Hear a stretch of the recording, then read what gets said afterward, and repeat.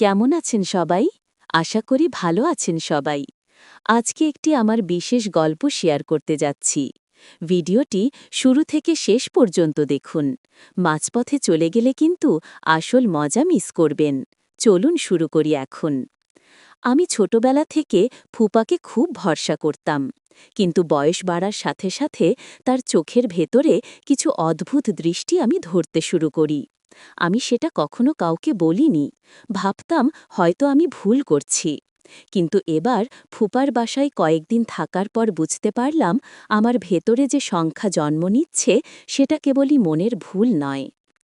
আমি রাতের বেলা ঘুমোতে গেলে ফুপা সব সময় হাসি মুখে বলতো, চিন্তা করিস না, আমি তোকে আমার মেয়ের মতো দেখি। কিন্তু কেন জানি এই বাক্যের পরেও আমার শরীর কেঁপে উঠত। আমি বুঝতাম কথা আর চোখের ভেতরের দৃষ্টি একরকম নয়। আমি রাতে ফুপির সাথে এক ঘরে থাকতে চেয়েছিলাম, কিন্তু নানা কারণে শেষে ফুপার ঘরেই আমার জায়গা হলো। টিনের ছাউনি দেওয়া ঘরে বাতাস ঢুকত কম, আর জানালার ফাঁক দিয়ে কেবল কুয়াশার মতো অন্ধকার ঢুকে পড়ত। আমি বিছানায় শুয়ে থাকতাম আর কান পাতাম বাইরের শেয়ালের ডাক বা বাতাসের শব্দে। অথচ ভেতরে এক অচেনা নীরবতা আমাকে গ্রাস করত।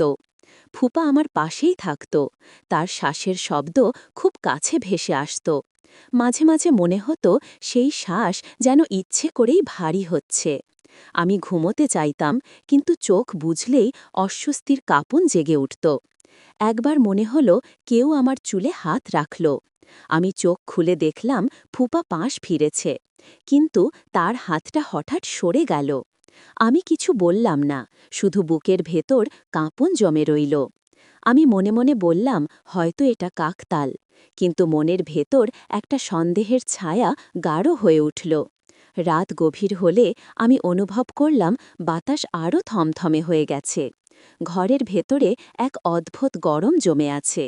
আমি কম্বল সরিয়ে দিলাম, কিন্তু তখনই অনুভব করলাম কারো হাত যেন আমার কাঁধ ছুঁয়ে গেল। আমি এক ঝটকায় সরে গেলাম। ফুপা ঘুমের ভান করছিল হয়তো। আমি আবার চোখ বুজে রাখলাম, ভয়ে শরীর অপস হয়ে এলো। মনে হচ্ছিল এই ঘরে আমি একা নই, অথচ কাউকে ডাকার সাহস নেই। আমি কেবল ভেতরে ভেতরে প্রার্থনা করছিলাম রাতটা যেন দ্রুত ভোর হয়ে যায়। কিন্তু রাতটা যেন শেষই হচ্ছিল না, সময় থেমেছিল। আমি শুয়ে আছি, ফুপা আমার কাছাকাছি নড়াচড়া করছে। প্রতিটি শব্দ আমার ভেতরে ঝড় তোলে। আমি ভাবলাম যদি মা এখানে থাকত, যদি বাবা থাকত, তাহলে আমি হয়তো নিরাপদ বোধ করতাম। কিন্তু এখন আমি কেবল একা। ফুপার নীরব উপস্থিতি আমাকে এমনভাবে বন্দি করে রেখেছে, যেভাবে অন্ধকার বন্দি করে রাতকে। আমি চাইলেও এ থেকে বেরোতে পারছি না। আমার ভেতরের ছোট ছোট ভয়গুলো জেগে উঠছে। আমি বুঝতে পারছি কিছু একটা ঠিক নেই, অথচ কিছু বলার ভাষা খুঁজে পাচ্ছি না। চারপাশে কেবল নীরবতার ফাঁদ। আমি শুয়ে আছি, চোখে জল ভরে উঠছে। আমি বুঝতে পারছি রাতটা আমার জন্য এক অনন্ত পরীক্ষা। আমি বুঝতে পারছি না আমি কাকে বিশ্বাস করব, কাকে বলবো। এই ভয় কি কেবল আমার মনের কল্পনা, নাকি সত্যিই আমার চারপাশে বিপদের ছায়া ঘিরে আছে? আমি চাইলে চিৎকার করতে পারতাম, কিন্তু কণ্ঠ শুকিয়ে গেছে। মনে হচ্ছিল গলা দিয়ে কোনো শব্দ বের হবে না।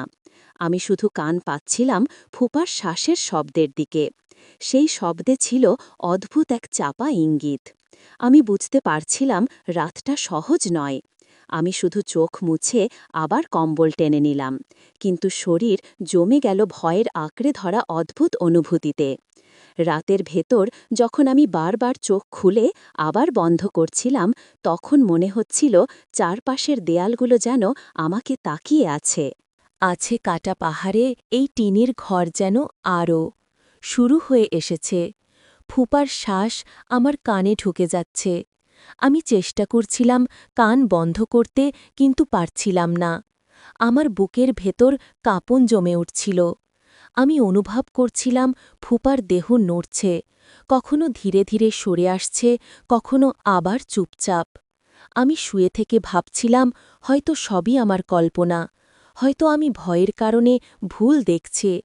কিন্তু কেন জানি না শরীর কেঁপে উঠছিল। একবার মনে হল কম্বলের ভেতরে হালকা বাতাস নড়ল, অথচ জানালা বন্ধ। আমি ঘুম ভেঙে উঠে বসতে চাইলাম, কিন্তু পারলাম না। হাত পা যেন পাথরের মতো ভারী হয়ে গেছে। আমি আবার শুয়ে রইলাম। ভেতরে ভয় চেপে ধরছে, মনে হচ্ছিল কেউ খুব কাছে আছে, অথচ চোখ খুলে দেখলে হয়তো অস্বস্তিকর কিছু ধরা পড়বে। আমি সাহস পাইনি। আমি ভাবলাম ভোর হলে উঠব, ফুপির কাছে গিয়ে বলবো আজ থেকে আমি ওর সাথে ঘুমাব, ফুপার সাথে আর না। কিন্তু ভোর আসতে যেন দেরি হচ্ছিল, অন্ধকার দীর্ঘ হয়ে যাচ্ছিল। আমি আবার চোখ বন্ধ করে প্রার্থনা করছিলাম। এভাবে তো পারা যায় না। আমি বুঝতে পারছিলাম ফুপার ভেতরে কিছু অন্যরকম নীরবতা আছে, যেটা আমার ওপর ভারী হয়ে পড়ছে। মাঝে মাঝে মনে হচ্ছিল কারো দৃষ্টি আমার মুখের ওপর স্থির হয়ে আছে। আমি চাদর মুখে টেনে নিলাম, কিন্তু তবুও মনে হচ্ছিল কেউ আমার মুখের খুব কাছে এসে নিঃশ্বাস ফেলছে। আমি ভয়ে শ্বাস বন্ধ করে রাখলাম। কানে শুধু ফুপার দম নেওয়ার শব্দ, মাঝে মাঝে শরীরের নড়াচড়া। আমি আটসাট হয়ে শুয়ে রইলাম। মনে হচ্ছিল আমি যদি একটুও নড়ি তাহলে অদ্ভুত কিছু ঘটে যাবে। আমি ভেবেছিলাম গ্রামের রাত শান্ত, কিন্তু এই রাত শান্ত নয়। এই রাতের প্রতিটি মুহূর্ত অস্বস্তিতে ভরা। আমার মনে হচ্ছিল যেন অদৃশ্য ফাঁদে আটকা পড়েছি। আমি চোখ বন্ধ রেখেও চারপাশে চাপা অন্ধকার অনুভব করছিলাম। কোথাও কোনো শব্দ নেই, অথচ আমার কানে বাজছে কারো গোপন স্পর্শের ইঙ্গিত।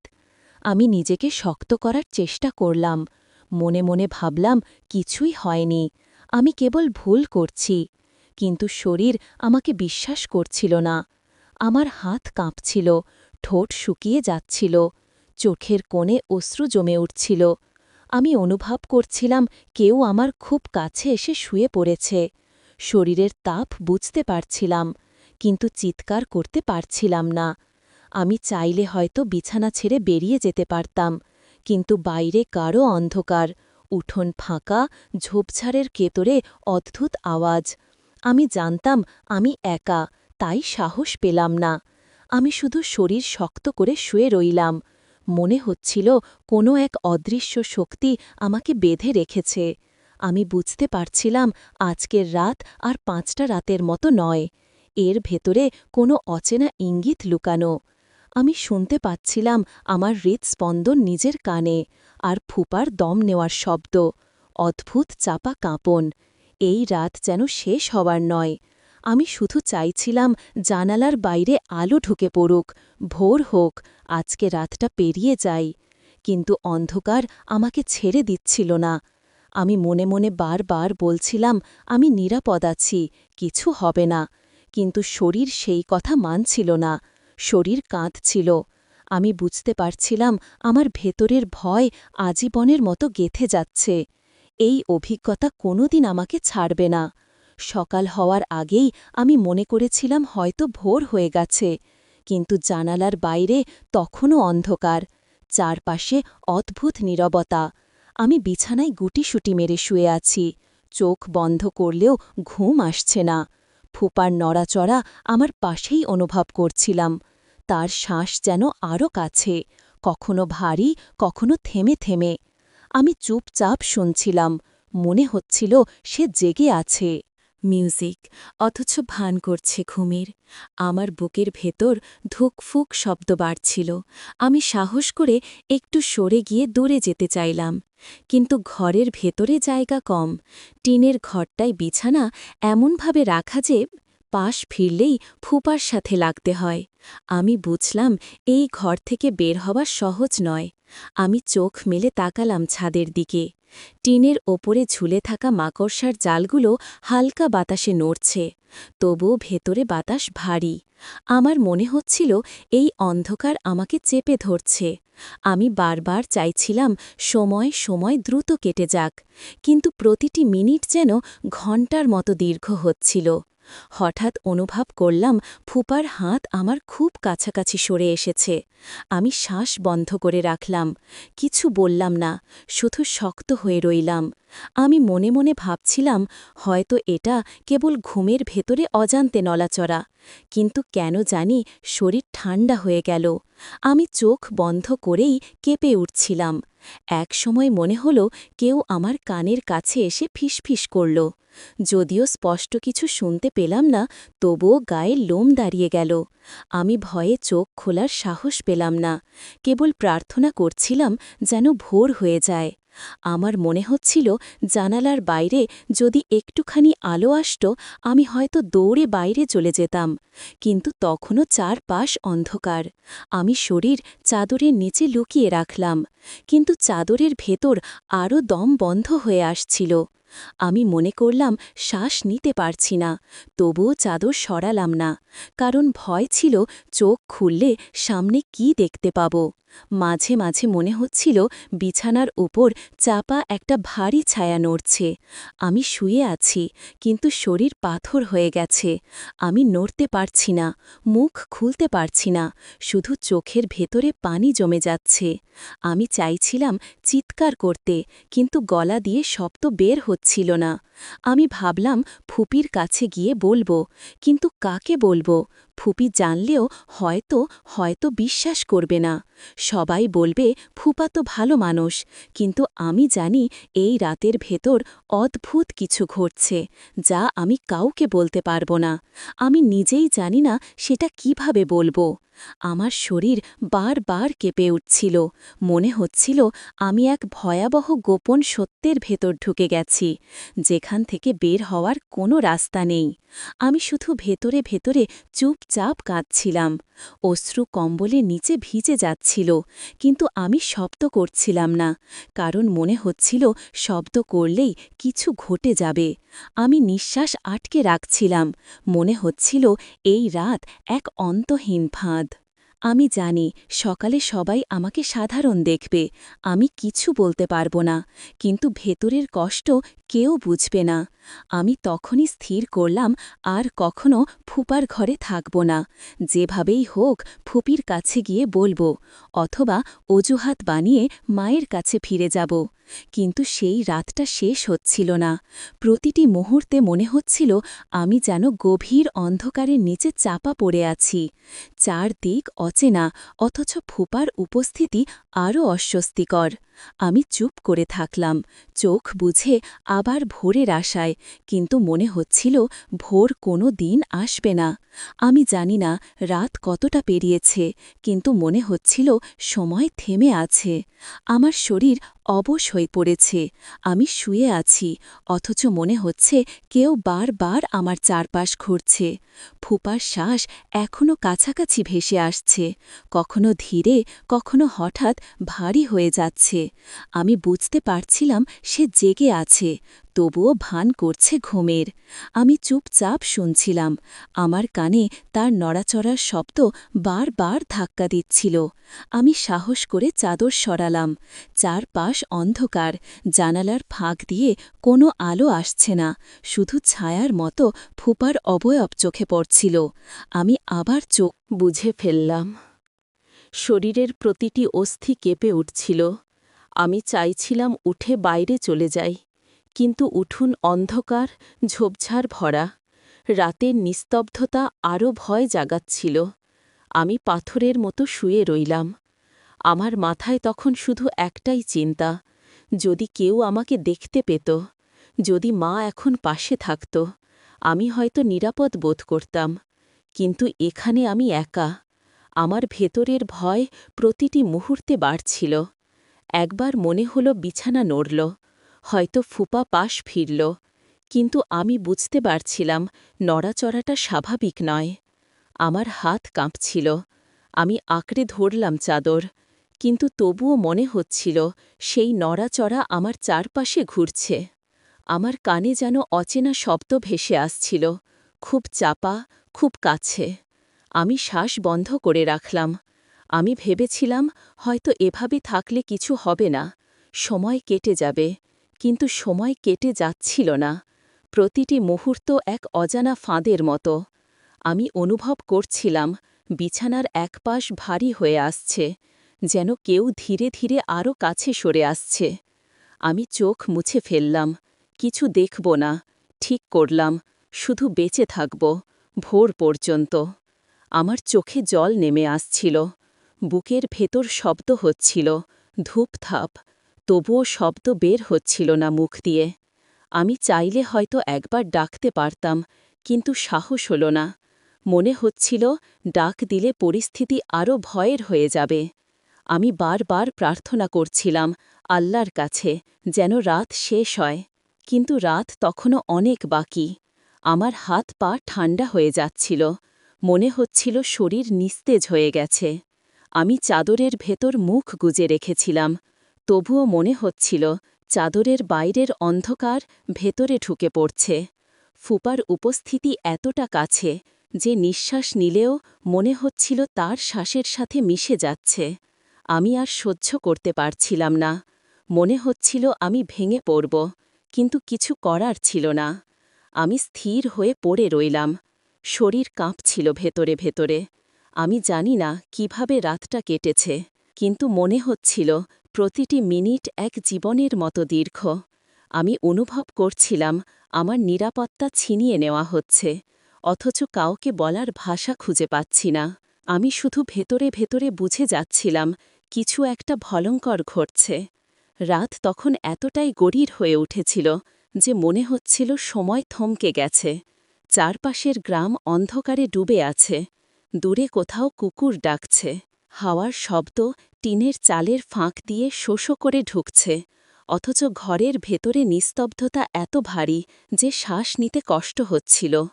আমি বিছানার কোণে শুয়ে আছি, চাদর দিয়ে পুরো শরীর মুড়ে রেখেছি।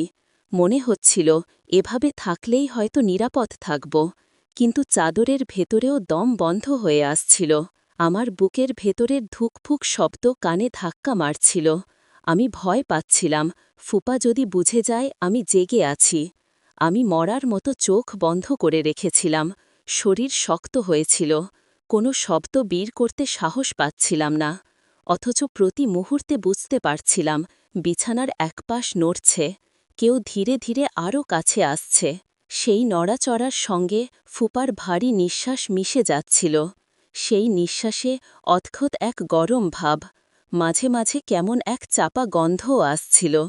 আমি গায়ের লোম খাড়া হয়ে উঠতে দেখছিলাম, গায়ের ভেতর দিয়ে ঠান্ডা স্রোত বয়ে যাচ্ছিল। আমি নড়তে পারছিলাম না, শুধু মনে হচ্ছিল আমার শরীর জমে গেছে। আমি প্রার্থনা করছিলাম আল্লাহর কাছে যেন রাতটা দ্রুত কেটে যায়, কিন্তু রাত তখনও দীর্ঘ।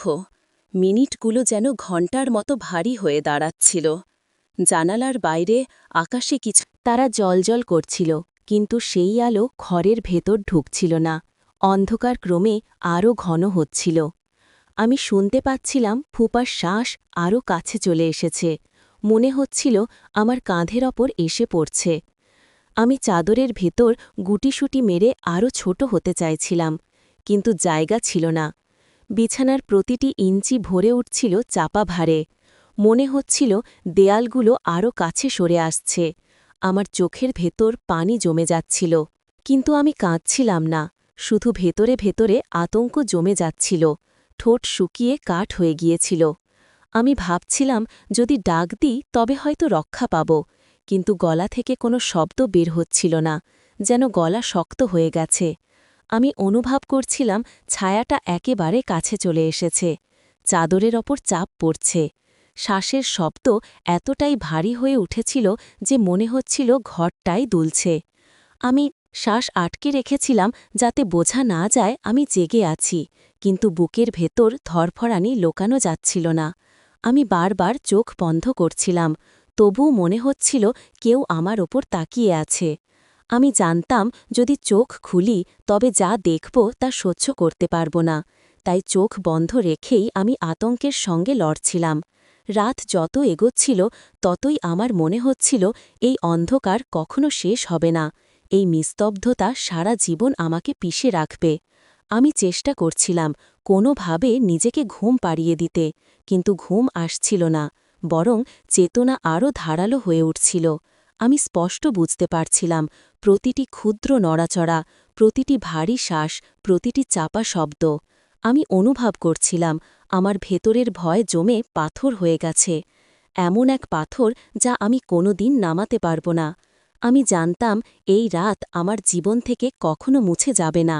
এই রাত এক অভিশাপ হয়ে থাকবে।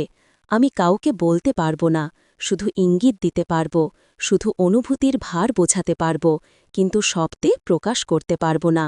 আমি ভেতরে ভেতরে ভেঙে পড়ছিলাম, অথচ বাইরে থেকে আমি নিস্তব্ধ, অচল, একেবারে ঘুমন্ত মানুষের মতো পড়েছিলাম। আমি শুধু অপেক্ষা করছিলাম কখন মসজিদের আজান ভেসে আসবে, কখন আলো ফুরে ভোর নামবে। কিন্তু ভোর তখনও দূরে, অন্ধকার তখনও আমাকে পিষে যাচ্ছিল, আর আমি নিঃশব্দে আতঙ্কের মধ্যে ডুবে যাচ্ছিলাম।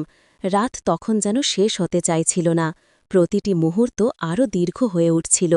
মনে হচ্ছিল ঘড়ির কাঁটা থেমে গেছে।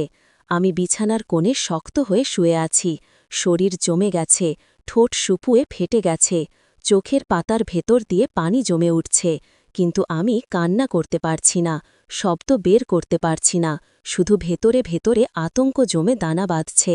আমি অনুভব করছিলাম ঘরের অন্ধকার আরও ভারী হয়ে আসছে, বাতাসের ভেতর চাপা এক অজানা গন্ধ ছড়িয়ে পড়ছে, নিঃশ্বাসের ভেতর ভয়ের সঙ্গে মিশে আছে অস্বস্তির এক দীর্ঘ ছায়া। আমি জানি আমি একা নই, আমি জানি আমার চারপাশে আরও এক উপস্থিতি আছে, এমন এক উপস্থিতি যাকে আমি নাম দিতে চাই না, যাকে আমি ভাষায় প্রকাশ করতে চাই না, শুধু শরীর দিয়ে অনুভব করছি। বিছানার চাদরের ওপর চাপ পড়ছে, চারপাশের শূন্যতা সরে আসছে, অন্ধকার আরও ঘন হয়ে উঠছে। আমি চেষ্টা করছি নিজেকে বোঝাতে সব কিছু মায়া, আমি স্বপ্ন দেখছি, কিন্তু বুকের ভেতরে থুকপুকানি বলে দিচ্ছে এটা স্বপ্ন নয়, এটা বাস্তব। আমি নিঃশ্বাস আটকে রেখেছি, তবুও মনে হচ্ছে শব্দ বেরিয়ে যাচ্ছে। আমি ভয় পাচ্ছি ফুপা বুঝে ফেলবে আমি জেগে আছি। আমি চাদরের ভেতর মুখ লুকিয়ে রেখেছি, কিন্তু মনে হচ্ছে চাদর ভেদ করে সেই দৃষ্টি আমাকে বেদ্ধ করছে। আমি কল্পনা করছি জানালার ফাঁক দিয়ে ভোরের আলো ঢুকে পড়ুক, পাখির ডাক শোনা যাক, কিন্তু কিছুই হচ্ছে না। রাতের কালো আরও ঘন হয়ে আসছে। বাইরে হয়তো হাওয়া বইছে, কিন্তু ভেতরে সব স্থির, শুধু সেই ভারী নিঃশ্বাস আমাকে চেপে ধরছে। আমি ভেতরে ভেতরে চিৎকার করতে চাই, কিন্তু গলা শক্ত হয়ে গেছে, শব্দ আটকে আছে। আমি মনে মনে আয়াত পড়ার চেষ্টা করছি, কিন্তু শব্দ গুলিয়ে যাচ্ছে, ঠোঁট কাঁপছে, শব্দ বের হচ্ছে না। শুধু ভেতরে ভেতরে অসহায়তা জমে আছে। মনে হচ্ছে আমি বন্দী, আমি আটকানো, কোনো দরজা নেই, কোনো পথ নেই। আমি প্রার্থনা করছি রাতটা শেষ হোক, কিন্তু রাত যেন শেষ হচ্ছে না, সময় থেমে গেছে। আমি অনুভব করছি ছায়াটা একেবারে পাশে। আমি চাদরের ভেতর গুটিসুটি মেরে আছি, কিন্তু তবুও বুঝতে পারছি আমি সম্পূর্ণ একা নই, কেউ আছে। সেই কেউ ক্রমেই আমার নিঃশ্বাসের ভেতর ঢুকে পড়ছে, আমার বুক চেপে আসছে, আমার শরীর ভারী হয়ে উঠছে। আমি শূন্যতায় ডুবে যাচ্ছি, কিন্তু ঘুম আসছে না, শুধু আতঙ্ক জেগে আছে। আমি বুঝতে পারছি এই অভিজ্ঞতা আমি কাউকে বলতে পারব না, শুধু বোঝাতে পারব ইঙ্গিতে, আমার চোখের ভেতরের ভয়, আমার নীরবতায়, কিন্তু শব্দ দিয়ে প্রকাশ করতে পারব না। আমি ভেতরে ভেতরে কাঁদছি, অথচ বাইরে থেকে নিশ্চুপ পাথরের মতো শক্ত হয়ে পড়ে আছি। আমি জানি ভোর আসবে, কিন্তু এই রাত যে কত দীর্ঘ তা আমি প্রথমবার টের পাচ্ছি। এই রাত যেন এক অনন্তকাল। আমি মনে মনে ভাবছিলাম, আল্লাহ আমাকে বাঁচান, কোনোভাবেই অন্ধকার থেকে মুক্তি দিন। কিন্তু মুক্তি আসছিল না, কেবল চাপা নিঃশ্বাস, কেবল ভারী ছায়া, কেবল অবর্ণনীয় অস্বস্তি আমাকে ঘিরে ফেলছিল। আমি জানতাম এই রাত পার হলে আমার জীবন আর আগের মতো থাকবে না। এই রাতের দাগ সারা জীবন আমাকে তাড়া করে বেড়াবে। আমি হয়তো কাউকে কিছুই বলবো না, শুধু চোখের ভেতরের আতঙ্ক দিয়েই একদিন সবাই বুঝে যাবে। কিন্তু এখন আমি শুধু শুয়ে আছি, ঘুমন্ত সাজে, নিঃশব্দ আতঙ্কে, অচল এক পাথরের মতো। চারপাশে কেবল অন্ধকার, ভেতরে কেবল ভয়, আর সামনে কেবল নিঃশ্বাসের ভারী শব্দ, যা প্রতিটি মুহূর্তে আমাকে আরও পিষে ফেলছে। এই গল্পটি সম্পূর্ণ কল্পিত। এর উদ্দেশ্য হল সচেতনতা তৈরি করা, যাতে পরিবার ও সমাজে যে কোনো অস্বাভাবিক আচরণ বা দৃষ্টিকে অবহেলা না করা হয়। নিজের নিরাপত্তাকে সব সময় গুরুত্ব